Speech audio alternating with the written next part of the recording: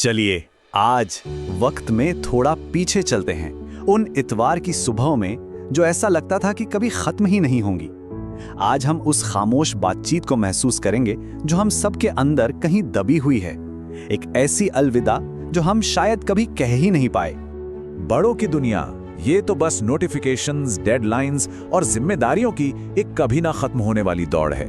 लेकिन चलिए आज एक पल के लिए रुकते हैं।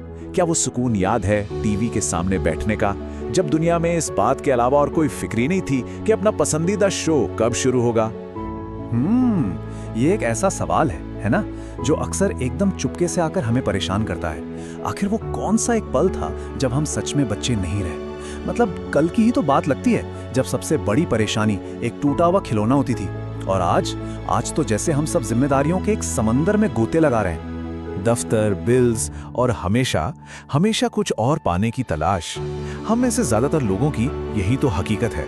और पता है, इस दौड़ में हम ये भूल ही गए कि एक वक्त था जब अपनी दुनिया छोटी थी, हाँ, लेकिन बेहिसाब खुशियों और रंगों से भरी हुई थी। वो सुबह याद है, टीवी के चलने की वो धीमी सी आवाज, और फिर उन दो किरदारों का इंतजार जो बिना एक भी शब्द कहे हमें हंसाते थे। वो बिल्कुल सीधी साधी अनमोल खुशी आखिर कहाँ चली गई? लेकिन सुनिए, आज की ये कहानी सिर्फ हमारे बारे में नहीं है।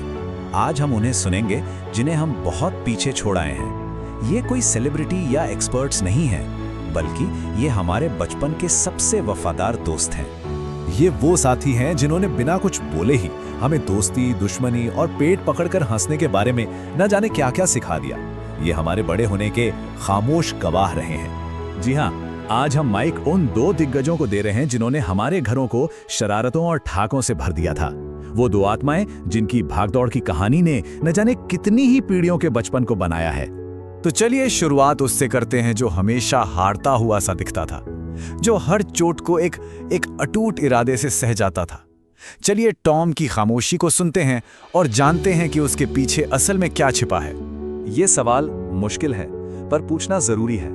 दशकों तक हमारा मनोरंजन करने के बाद, हमें इतना हंसाने के बाद, क्या होता है जब देखने वाले ही चले जाते हैं? उन्हें कैसा महसूस होता होगा जब वो बच्चे जो कभी उनसे इतना प्यार करते थे, अब सिर्फ एक मोबाइल स्क्रीन को देखते हैं? और उनका जवाब वो एक ऐसी खामोश गूंज है जो सीधे दिल में उतर जाती है। सोचिए जरा, उन्होंने बिना एक शब्द बोले हमें हंसाया, लेकिन आज की इस शोर शराबे वाली दुनिया ने उनके होने को ही खामोश कर दिया है। असली दर्द वो हथौड़े की चोट नहीं थी, नहीं, असली दर्द था भुला दिए जाने का बोझ। जो हमारे लिए स्क्रीन पर सिर्फ एक मजाक था, उनके लिए वो एक बिल्कुल अलग हकीकत थी। जिस अंतहीन भागदौड़ ने हमें गुदगुदाया, वो उनके लिए अब एक गहरे सन्नाटे में बदल गई है, इस दर्दनाक एहसास में कि उनकी जगह किसी और ने ले ली है। लेकिन इस भागदौड़ की कहानी में हमेशा दो किरदार थे। अगर टॉम को भुलाए जाने का डर था, तो जेरी को कैसा महसूस हुआ होगा, वो जो हमेशा जीतता था? चलिए अब उस जीत के पीछे छिपे अकेलेपन की ओर चलते हैं। तो हम एक सीधा सा सवाल उससे पूछते हैं जो हमेशा जीतता था, जो हमेशा चीज छीन लेता था। लेकिन क्या उस जीत का मजा तब भी वैसा ही होता जब कोई ताली बजाने वाला ही ना हो? और उनका जवाब एक ऐसा सच बताता है जिसे हम सब जानते हैं, बिना दुश्मन के, बिना दर्शकों के जीत भी खाली लगती है। वो आज भी उस पुरानी स्क्रीन के पीछे इंतजार कर रहे हैं। लेकिन हम तो चैनल बदल चुके हैं, हम बड़े हो गए हैं। टॉम और जेरी के साथ ये काल्पनिक बातचीत असल में उनके बारे में है ही नहीं, ये एक आईना है। ये उनकी खामोश आंखों में हमारी अपनी कहानी का अक्स है, और ये हमें खुद से एक बहुत ही निजी सवाल पूछने पे मजबूर करती है।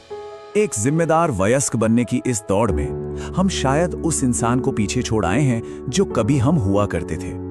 हम उस बच्चे को भूल गए हैं जो छोटी छोटी चीजों में जादू ढूंढ लेता था, और जो बिना किसी वजह के खुश रहना जानता था।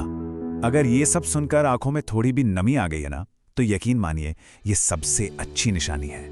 ये इस बात का सबूत है कि वो मासूमियत, वो हैरान होने की क्षमता आज भी हमारे अंदर कहीं जिंदा है।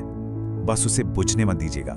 तो अगली बार जब बड़ों की दुनिया का बोझ बहुत ज्यादा महसूस हो, तो टॉम और जेरी को मत भूलिएगा, लेकिन सबसे बढ़कर अपने अंदर के उस बच्चे को मत भूलिएगा जो आज भी उसी पुराने उत्साह के साथ इतवार की सुबह होने का इंतजार कर रहा है।